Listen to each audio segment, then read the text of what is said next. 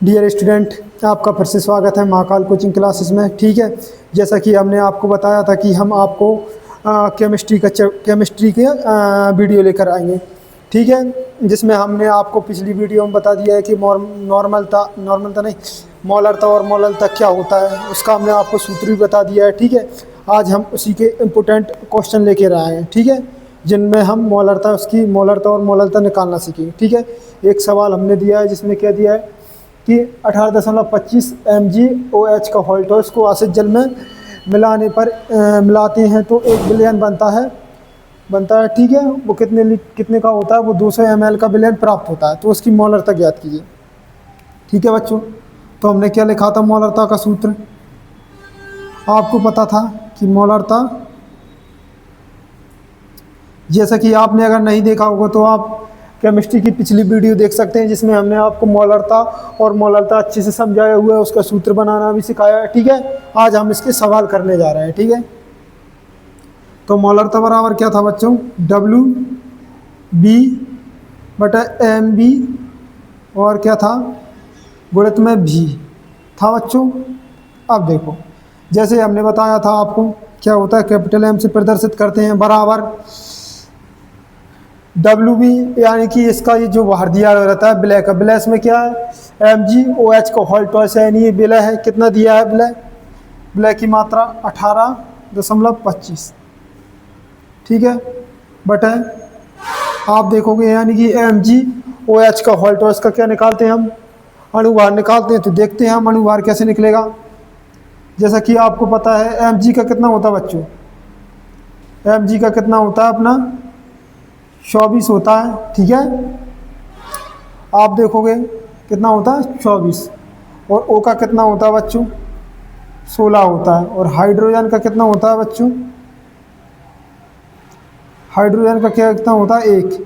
तो आप देखोगे जैसे इसमें क्या लगा, OH का होल्टोस लगा, यानी कि 2 बार क्या अपना O है और 2 बार हाइड्रोजन है, यानी कि हाइड्रोजन के कितने अणु हैं 2 हैं, ऑक्सीजन कितने हैं 2 हैं, 2, और हाइड्रोजन के भी कितने हैं 2।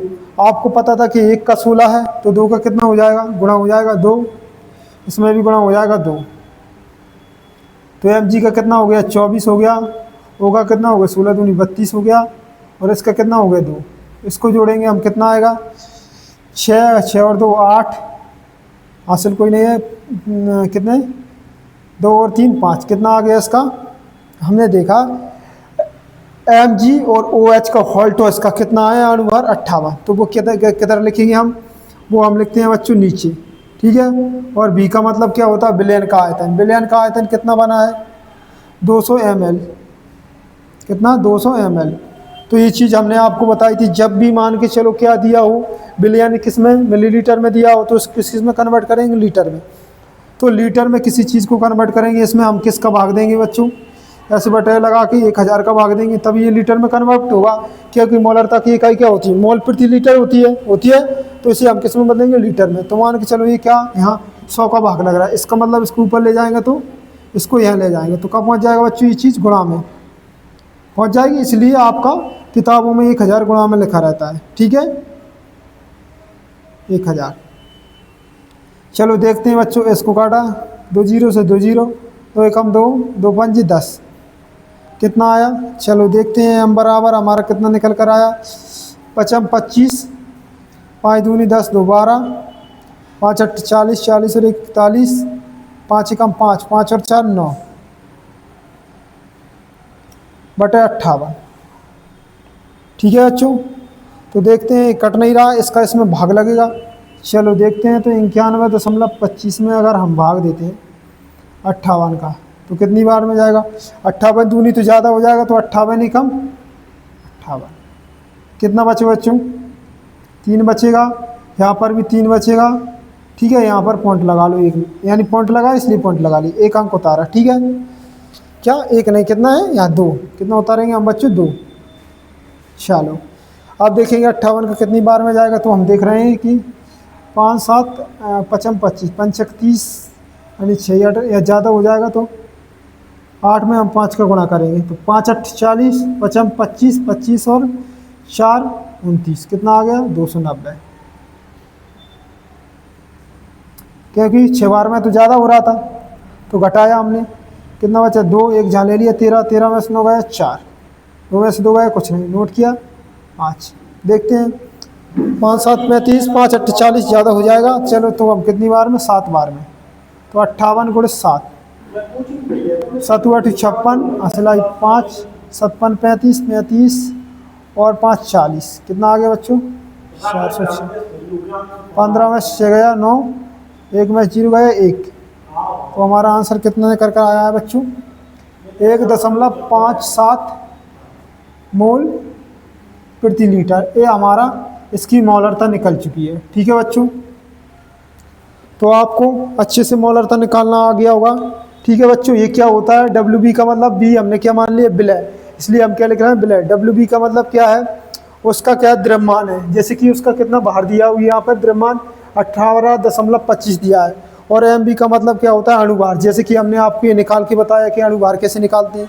ठीक है बच्चों, वो हमने बटे में लगे। B का मतलब क्या होता है? आयतन, जो हम आपको पिछली वीडियो में बता चुके हैं। मॉलरता और मोलनता में अंतर बताया था, उसमें हमने आपको डेफिनेशन बताया था, उसमें हमने सूत्र निकालना बताया था, उसकी इकाई बताई थी हमने आपको, ये सब चीज़ें बताई थी। ठीक है, तो वही हमने यहाँ फॉर्मूला रखा है। ठीक है, तो बी का मतलब क्या होता है? आयतन। ये आयतन रख लिया, किस में था? ये मिलीलीटर में था, इसको लीटर में कन्वर्ट किया तो ऊपर गुणा कर दिया, क्योंकि यहाँ भाग लग रहा था तो ऊपर पहुँचेगा, गुणा में पहुँच जाएगा। और ये हमने काट लिया और ये भाग दे दिया, इसके आंसर निकल आ रहा है। ठीक है, चलो अब हम एक सवाल मोलरता का देखते हैं। ठीक है बच्चों, तो ये हमारा दूसरा सवाल दिया है जिसमें हमको क्या करना है? मोलरता ज्ञात करना है। ठीक है, मोलरता हमने आपको बताया था कि 1 किलोग्राम विलायक में उपस्थित विलय की मोलों की संख्या को हम क्या कहते हैं? मोलरता कहते हैं। इसे स्मॉल m से प्रदर्शित करते हैं। ठीक है, और क्या होता है? इसका सूत्र होता है, क्या होता है अपना? WB/MB गुणित क्या होता है? W। W का मतलब क्या होता है? वजन। ठीक है, और ये उसका कितनी मात्रा रहती है, यानी कि वो किलोग्राम में है ना, तो वो क्या दिया उसकी मात्रा। ठीक है, W का मतलब विलायक की मात्रा। ठीक है, और इसका भी जो इकाई रहती है वो क्या रहती है बच्चों? अपनी किलोग्राम प्रति किलोग्राम, मोल प्रति किलोग्राम रहती है। ठीक है, ये हम आपको पिछली वीडियो में बता चुके हैं। अगर आपने नहीं देखा है तो वो वीडियो जाके देख सकते हैं पहले। ठीक है, तो आपको और अच्छे से समझ में आएंगे। ठीक है, तो इसमें क्या पूछा है कि यदि किसी विलयन में 5 ग्राम NaOH और 100 ग्राम जल उपस्थित हो तो विलयन की मोलरता ज्ञात कीजिए। तो मोलरता बराबर सूत्र अभी हमने आपको बताया है कि मोलरता बराबर क्या होता है बच्चों? हमारा WB/MB गुणित W। W का मतलब विलायक। ठीक है, चलो देखते हैं इसे किस प्रदर्शित करते हैं। स्मॉल m से बराबर WB, यानी कितना है? विलय की मात्रा हमारे पास 5 ग्राम है, बट MB मतलब NaOH का अणुभार। तो आपको पता है कि Na का कितना होता है? परमाणु द्रव्यमान। ठीक है, तो हम देखते हैं कितना होता है बच्चों? 23 होता है। और O का कितना होता है? 16 होता है। और H का कितना होता है? अपना 1 होता है। तो इन सभी को जोड़ेंगे हम, कितना आ जाएगा? 10, 3 और 1 4। तो हमने देखा कि NaOH का कितना निकल कर आया बच्चों? अणुभार। ठीक है, यहाँ आणविक द्रव्यमान कितना निकल कर आया बच्चों? 40। तो वो हम कहाँ लिखेंगे बच्चों? यहाँ MB का मतलब कितना? 40। और विलायक की मात्रा देख रहे हैं हम, कितना है? 100 ग्राम है। कितना है बच्चों? गुणा 100 ग्राम। तो हमने बताया है कि इसकी इकाई क्या होती है? प्रति किलोग्राम होती है, मोल प्रति किलोग्राम। तो इसको हम मान के चलो कितने में दिया? ग्राम में। इसको किलोग्राम में चेंज करेंगे तो कितने का भाग देंगे बच्चों? 1000 का। ठीक है, इसलिए ये कहाँ पहुँच जाएगा? ऊपर जाके गुणा में पहुँच जाएगा। तो m बराबर हमारा क्या हो जाएगा? 5 गुणित 1000 बटे 40 गुणित 100। चलो काटते हैं, 2 जीरो से 2 जीरो कट गया, 1 जीरो से 1 जीरो कट गया। इसमें हम भाग देंगे, कितना है हमारे पास? 5/4। तो इसमें भाग दिया हमने, 4 एकम 4, 20 4 दूनी 8, 4 5 20। तो हमारा क्या आ गया? मोल प्रति किलोग्राम। ये निकल कर हमारा आंसर आ गया इसका। ठीक है बच्चों, एक बार और समझाते हैं कि WB का मतलब क्या दिया है, जो इसका वास्तविक भार, यानी कितना भार दिया है विलय का, आपको वो देखना है। जैसे कितना दिया? 5 ग्राम दिया है, NaOH का भार दिया है। ठीक है, और WB/MB का मतलब क्या होता है? इसका अणुभार। हमने बताया आपको निकालते हैं।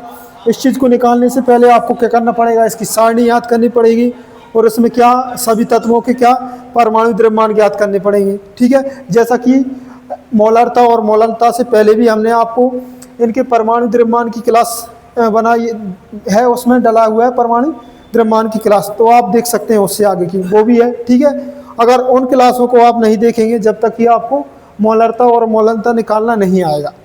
ठीक है, तो ये क्या निकाला हमने, इसका अणुभार निकाला है, जिसको भी हम क्या कहते हैं, आणविक भार। ठीक है, तो एम बी का मतलब क्या है, आणविक भार।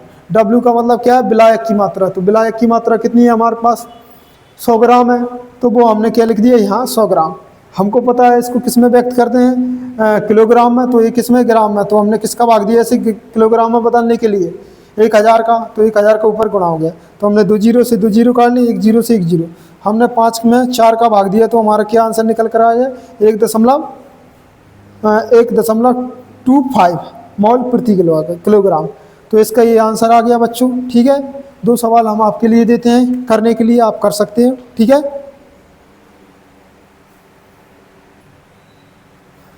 तो चलो बच्चों, जैसा कि हमने आपको मोलरता और मोलरता निकालना बता दिया है, तो आपको क्या करना है, होमवर्क से ये 2 सवाल दिए हुए हैं, जिसमें एक में क्या निकालना है हमें, मोलरता निकालना, और एक में मोलरता निकालना है। ये सवाल आपको घर से करके लाना है, और जो आपके आंसर निकले उसको आपको क्या करना है, कमेंट बॉक्स में कमेंट कर देना है। ठीक है, तो इस चीज़ को समझो। पहले क्या सवाल दिया कि NaOH के 4 ग्राम प्रति लीटर, इस प्रति लीटर का मतलब क्या है, हमारे पास कितना बिलियन है, 1 लीटर बिलियन है। ठीक है, कन्फ्यूज मत होना, सांद्रता वाले विलयन की मोलरता ज्ञात कीजिए। ठीक है, और इसमें दिया यदि 500 ग्राम जल में, जल क्या है हमारा, यहाँ विलायक होता है ना बच्चों, जो चीज़ किसी को अपने में घोलता है वो क्या कहलाता है, विलायक। तो यहाँ जल क्या है, विलायक है, और 8 ग्राम NaOH को घोला जाता है, तो विलयन की मोलरता ज्ञात कीजिए, यानी विलयक इसमें क्या है, इसमें NaOH। ठीक है, तो बच्चों ये सवाल आपको घर से करके लाना है। ठीक है, और जो आपका आंसर निकल जाए उसको कमेंट बॉक्स में कमेंट कर लीजिए। आज के लिए इतना ही, फिर मिलते हैं केमिस्ट्री के दूसरे पार्ट में। ठीक है बच्चों।